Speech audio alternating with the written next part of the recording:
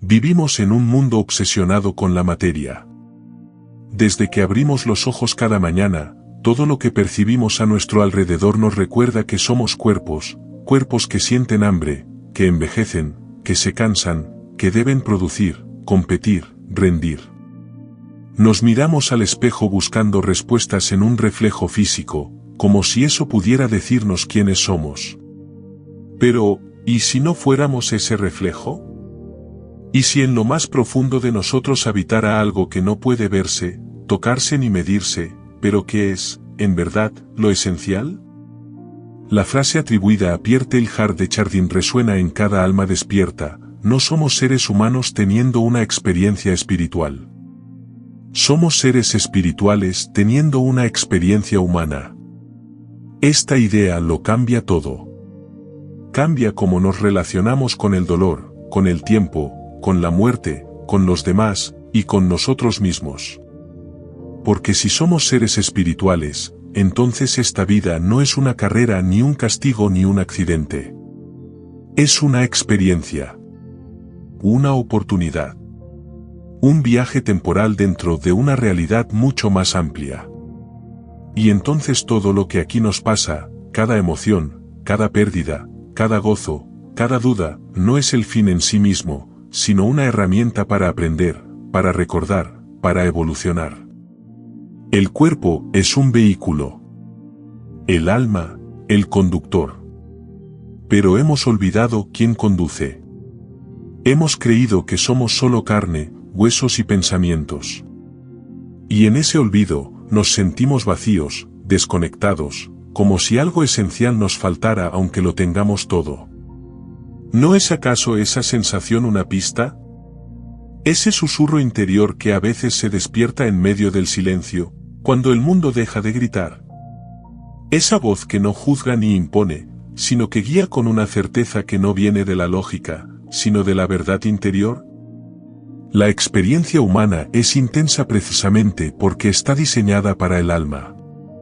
Aquí experimentamos lo que no podemos sentir en otras dimensiones: la limitación, el apego, el tiempo, el dolor, el amor con piel, el miedo real. Aquí se nos permite olvidar temporalmente lo que somos para que, al recordar, lo hagamos desde la libertad, no desde la imposición. Es como si esta vida fuera una gran escuela, pero no una escuela académica, sino una escuela de almas. Cada encuentro, cada ruptura, cada logro y cada pérdida son lecciones con propósito. No siempre lo entendemos en el momento. A veces lo comprendemos años después. Otras veces, nunca. Pero algo dentro de nosotros sabe. Sabe que esto no es todo. Aceptar que somos seres espirituales no significa negar la experiencia humana, ni escapar de ella. No se trata de rechazar el cuerpo o las emociones, sino de habitarlas con conciencia. De entender que sentir dolor no es fracasar espiritualmente. Que tener miedo no nos hace menos sabios. Que llorar no es señal de debilidad del alma, sino parte del lenguaje que hemos venido a experimentar. El alma no busca perfección, busca comprensión.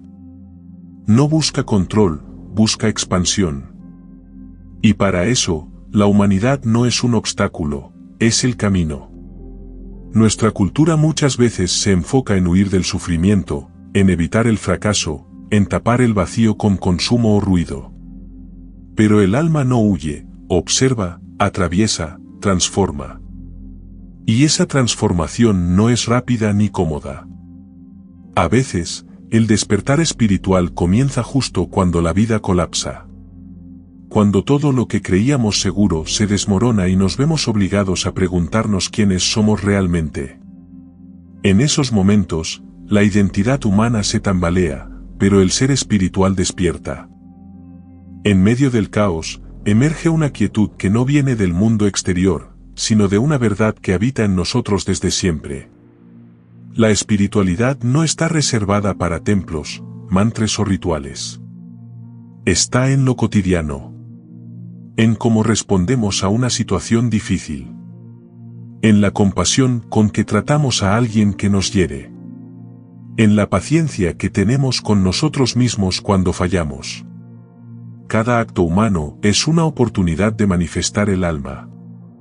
Y no importa cuán mundana parezca nuestra vida, si la vivimos desde la presencia, desde la conexión, desde la autenticidad, estamos cumpliendo nuestro propósito espiritual.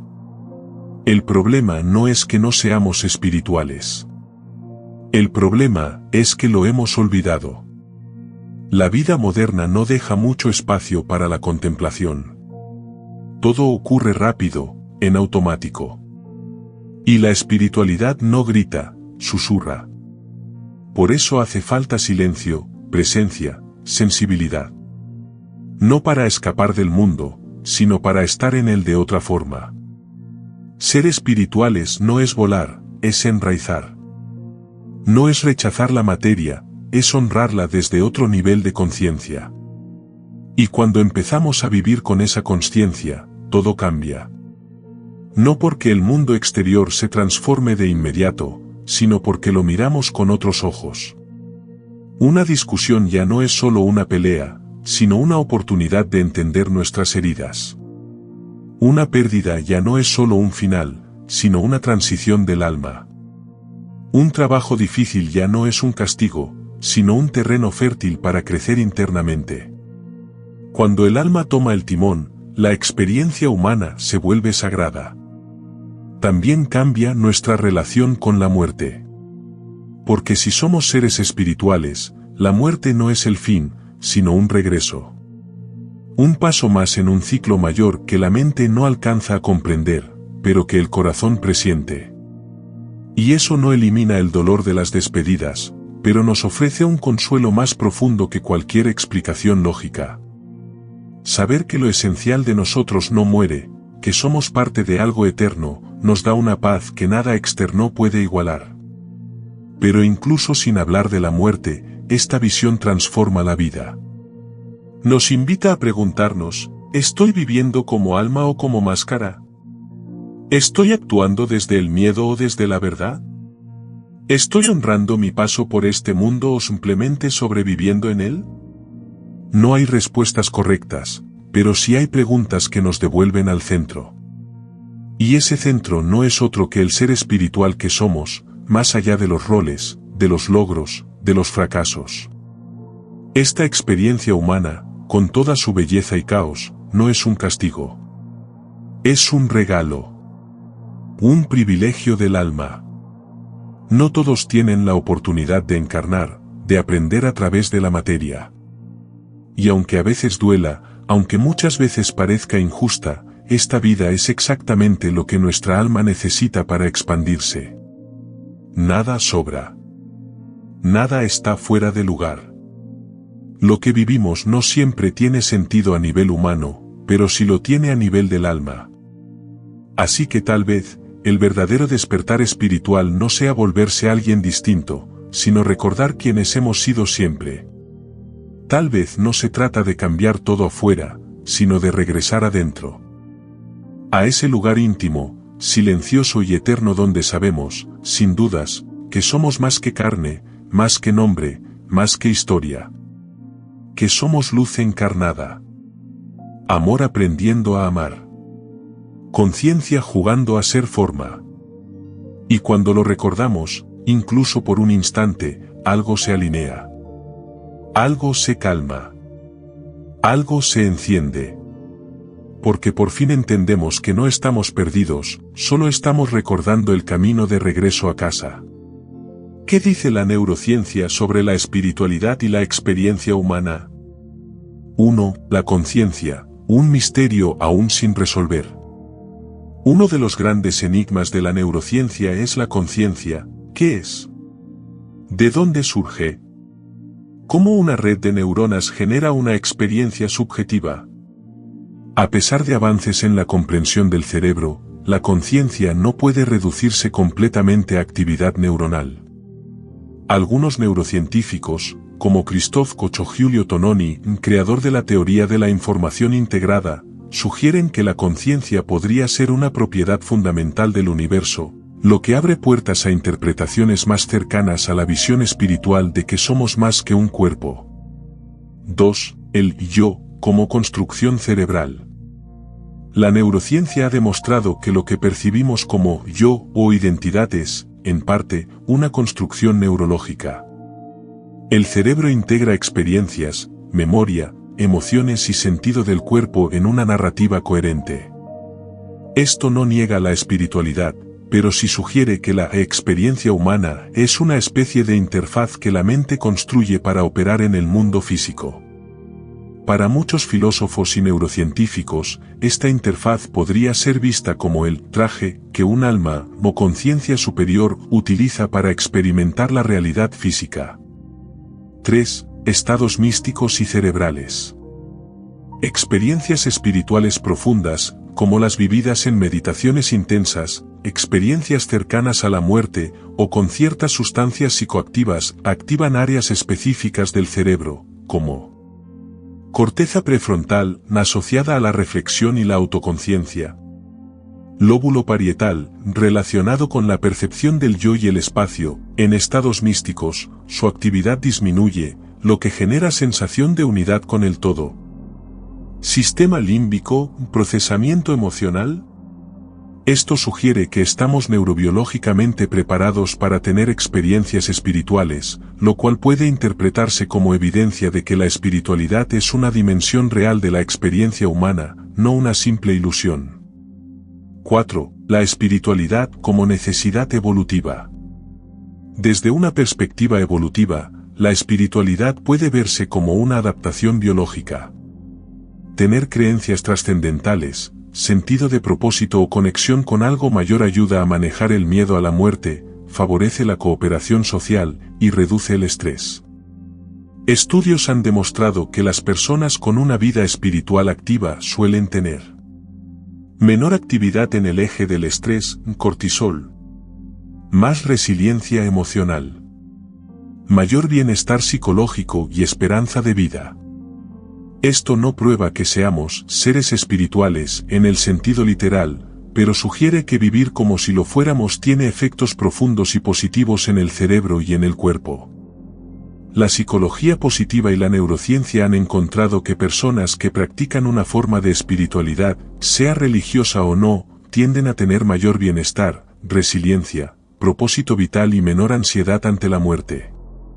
Desde un punto de vista evolutivo, la espiritualidad parece haber sido una ventaja adaptativa, construye comunidad, da sentido a la pérdida y ofrece marcos de interpretación en momentos de incertidumbre. Es decir, no importa si una creencia es literal o simbólicamente verdadera, si te ayuda a vivir mejor, tu cerebro y tu cuerpo la acogen como una verdad funcional. La ciencia aún no puede explicar por qué experimentamos la existencia de manera consciente. Sabemos que zonas del cerebro se activan, pero no el porqué último de la experiencia interior.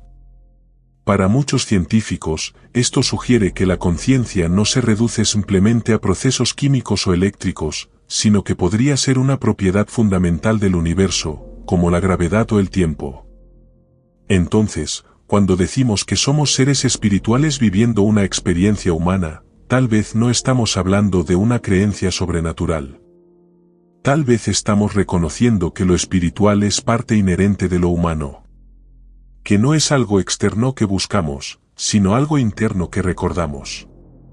La ciencia moderna aún no puede decir que hay más allá de la vida, ni si existe el alma en el sentido clásico.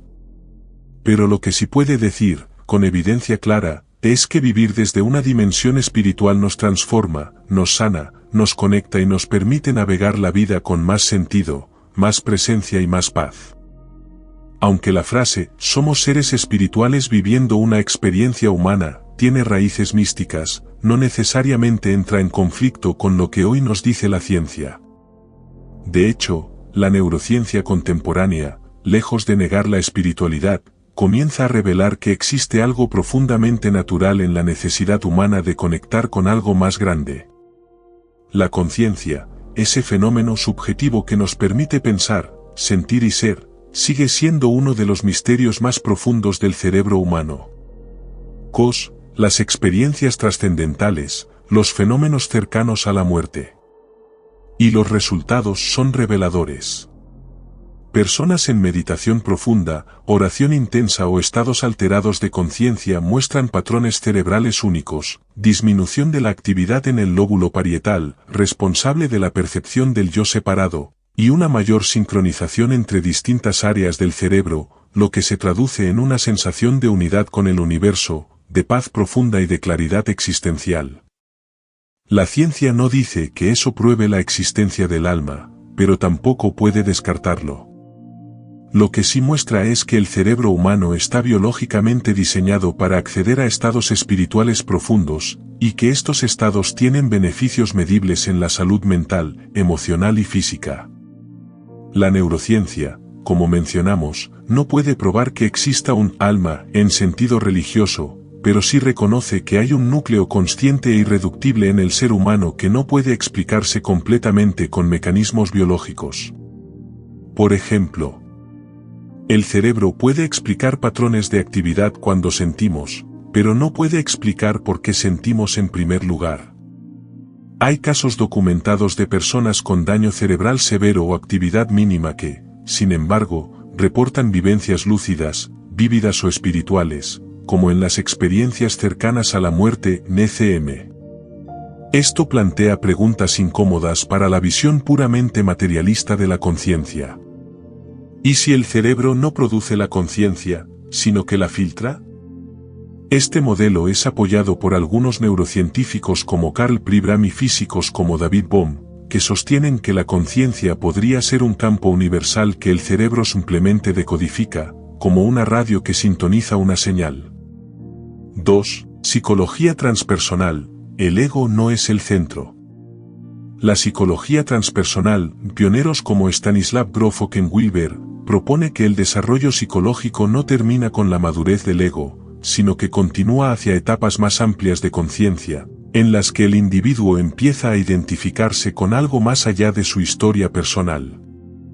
En este modelo, el ego es como un avatar temporal que el alma adopta para interactuar con la vida humana. Las crisis, los duelos, los despertares espirituales no son colapsos patológicos sino procesos evolutivos del alma encarnada, que está recordando su origen. Desde aquí, la vida no es algo a lo que sobrevivir, sino una experiencia diseñada para despertar conciencia. Tus heridas no son obstáculos, son llaves. Tus desafíos no te castigan, te abren. 3. Física cuántica y cosmología, realidad más allá de la materia. Aunque hay mucho misticismo malinterpretado en torno a la física cuántica, algunos principios legítimos permiten pensar la conciencia como algo más amplio. En mecánica cuántica, el observador afecta lo observado. La conciencia participa en la manifestación de la realidad, al menos a nivel subatómico. Algunas teorías como el panpsiquismo, apoyadas por físicos como Roger Penrose o filósofos como Philip Goff, sugieren que la conciencia no es exclusiva del ser humano, sino una propiedad básica del universo. Esto nos conecta con la idea de que la vida no es una casualidad mecánica, sino parte de un diseño donde la conciencia juega un rol central, y por tanto nuestra existencia espiritual no es una ilusión, sino una dimensión profunda de la realidad misma.